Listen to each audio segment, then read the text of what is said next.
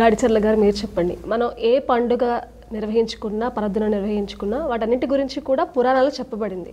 మరి ఈ మహాలయ పక్షం, మహాలయ అమావాస్య గురించి కూడా ఏదైనా పురాణాల్లో చెప్పబడిందా? ఉన్నాయి, శాస్త్రాలలో ఉన్నాయి, వేదాలలో ఉన్నాయి. తర్వాత మనకు గరుడ పురాణం అని ప్రత్యేకంగా దీని గురించే చాలా వివరంగా ఎన్నో విషయాలు చెప్పిండ్రు. శాస్త్రాధారాలు లేకుండా పురాణాలలో ఇతిహాసాలలో ఇవి లేకుండా లేదు. దాన్ని ఉన్నది కాబట్టే ఋషులు మునులు ఇవన్నిటిని ఏమిటిదనంటే మనం ఏది అందుబాటులో ఉంటాం, ఏది చేయగలుగుతాం, ఏది చేయలేము అనే దాన్ని దృష్టిలో పెట్టుకొని వారు మనకేమిటిదంటే ఇవన్నీ రకాలైనటువంటి అవకాశాలను కల్పించారు.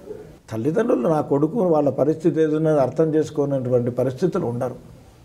వాళ్ళు ఎన్నో కష్టాలను ఎన్నో ఇబ్బందులను ఎదుర్కొన్న వాళ్ళు ఈ మాత్రం ఎదుర్కోలేరు. కానీ అన్నీ ఉండి తెలిసి మనం చేసే పరిస్థితి కూడా చేయకపోతే ఇప్పుడు మీరు అన్నటువంటి పితృదోషాలు వచ్చేటువంటి అవకాశం ఉంటుంది.